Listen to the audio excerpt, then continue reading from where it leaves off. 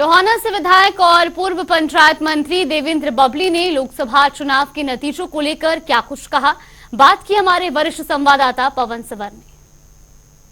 पूर्व पंचायत मंत्री और टोहाना के विधायक देवेंद्र बबली इस वक्त मेरे साथ हैं। सर, लोकसभा के चुनाव के नतीजे आए हैं। नतीजों में आपका जो विधानसभा क्षेत्र है वहां से कांग्रेस को प्रचंड जीत मिली है। आप इन लोकसभा के जो नतीजे उनको लेकर और खासतौर पर टोहाना का जो मैंडेट है उसको लेकर क्या कहेंगे? देखिए, सबसे पहले तो जो जनता ने मैंडेट दिया है, मैं हरियाणा प्रदेश की जनता का धन्यवाद करना चाहूँगा कि भारी गर्मी के बावजूद बहुत बड़ा मतदान किया। और उसके बाद जो जितने भी हमारे सांसद अपनी अपनी सीट पर जीत के हैं उनको भी बधाई देना चाहूँगा और रिक्वेस्ट भी करना चाहूँगा कि हमारे प्रदेश के लिए जो सेंट्रल सरकार की योजनाएँ हैं ज़्यादा से ज़्यादा हरियाणा प्रदेश में उनको लेकर आएँ ताकि हमारा प्रदेश और आगे बढ़ सके। और जो टोहाना की आपने बात की, टोहाना के अंदर पहले भी एक भारी बहुमत से मेरे टोहाना की जनता ने, मेरे अपने टोहाना परिवार ने और हमारी जागो दिशा सही सोच नहीं के जो हमारे मजबूत संघर्ष के कार्यकर्ता साथी हैं, सेवादार हैं, उन्होंने मुझे विधानसभा भेजने का काम किया। और मैंने अपना विधायक की जो जिम्मेवारी है पूरी ईमानदारी निष्ठा से टोहाना के लोगों को सम्मान देने की बात हो, चाहे काम प्रगति के पर टोहाना को आगे बढ़ाने का किया। मंत्री होते हुए भी हमने वहाँ प्रदेश के लिए काम किया। और ये जो फैसला था संगठन का फैसला था और वहाँ एक लोकल हमारे कुछ जो लोकल लीडर्स हैं आपस में वहाँ उनके इश्यूज थे और उन पार्टियों को उस टाइम थोड़ा सा गुमान भी था, तो वो दोनों सी बातें थी और एलर्जी वहाँ लोकल लेवल की थी। इसीलिए संगठन का एक ये फैसला मजबूत फैसला था और उन्होंने वहाँ अपनी ताकत को, अपनी एकता को दिखाने का काम किया।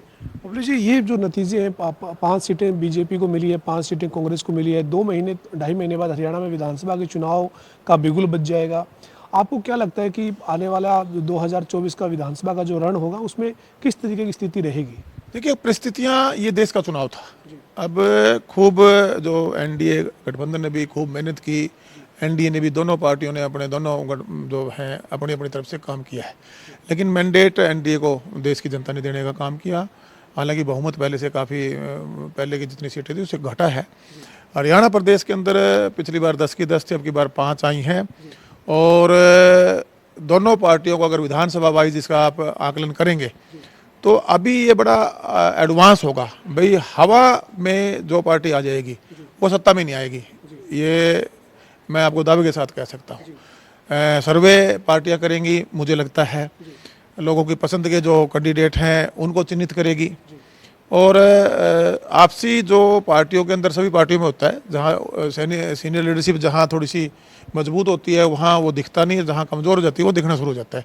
दो जो पार्टियां हैं, बड़ी पार्टियां हैं, तो मुझे ऐसा लगता है कि आने वाला समय, अगर आज के भी आप रिजल्ट देखें तो 46 पे शायद भारतीय जनता पार्टी विधानसभा पे आगे रही है, 41 पे शायद कांग्रेस रही है, 4 पे आप पार्टी अब रहा है, मोटा मोटा 50-50% है। तो कैंडिडेटों का सिलेक्शन बहुत मायने आने वाला विधानसभा चुनाव रखेगा। बबली, इस वक्त जननायक जनता पार्टी के विधायक हैं और आप जो है वो आपने कांग्रेस के उम्मीदवार जो सिरसा लोकसभा में थे उनके समर्थन के लिए अपने कार्यकर्ताओं को आपने कहा कि उनका समर्थन करें और उसका रिजल्ट भी टोहाना में मिला है कांग्रेस को। तो आपका अगला राजनीतिक कदम क्या है? अभी जननायक जनता पार्टी के साथ चलेंगे या जननायक जनता पार्टी की जो स्थिति इस चुनाव में हुई, 1% से भी नीचे वोट जो वो मिला है, 90 के आसपास वोट उनका रहा है, तो आप उनकी इस हालत को देख के क्या कहेंगे? देखिएगा, ये हालत मैंने तो पहले भी बता दिया था आपको, जब कुछ कटाक्ष हमारे बड़े राष्ट्रीय नेताओं द्वारा किए गए थे तो मैंने तो उस टाइम भी जवाब दिया था। मैं 4 तारीख को, मैं इस पर कोई टिप्पणी नहीं करूँगा, 4 तारीख को हरियाणा प्रदेश की और टोहाना की जनता अपने आप इसका जवाब देगी। देखिएगा, ये जो परिस्थितियाँ बनी थी, 10 सीटें आई थी, वो सीटें वो गलतफहमी पाल बैठे थे कि हमारे वोट हमारी वजह से आ गई 1 लाख, जैसे बबली को अब 905 आई, अब ले लो ना 1 लाख वोट। तो इस तरह की जो उनकी स्टेटमेंट्स थी, अपने लोगों को बार बार क्रिटिसाइज करना था, एक अहंकार जिसको कह सकते हो, नज़दीक नहीं लगाना, फिर वो पता नहीं पुरानी दुनिया में जी रहे थे। आज से 30-40-50 साल पहले का जो एक समय था, समय बदल चुका है, पढ़ा लिखा युवा है, समझदार हैं, लोगों को अवेयरनेस बढ़ी है।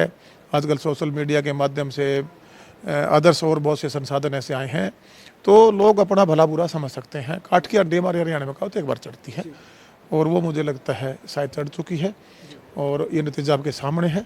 ऐसे जो लोग जनता की पसंद से ऐसे लोगों को जब वो संभाल कर नहीं कर पाए तो उसका खामियाजा तो उन्होंने इस चुनाव में आगे भुगतना पड़ेगा। अंतिम सवाल है मेरा, इस चुनाव से पहले जब ये लोकसभा का चुनाव चल रहा था तो कई बार ऐसा हुआ कि देवेंद्र बबली आगे हैं, मनोहर लाल पीछे हैं, कभी आगे पीछे घूमते रहे। और अब एक और यही सवाल है कि टोहाना में एक और नेता थे जननायक जनता पार्टी के, वो आजकल कांग्रेस के साथ चले गए हैं। तो क्या लगता है आपको कि मनोहर लाल या भाजपा जो है वो 9 साल में जो काम किए हैं वो उससे आप संतुष्ट हैं? कि आपको लगता है कि इससे को आगे बढ़ाया जा सकता है भाजपा के साथ?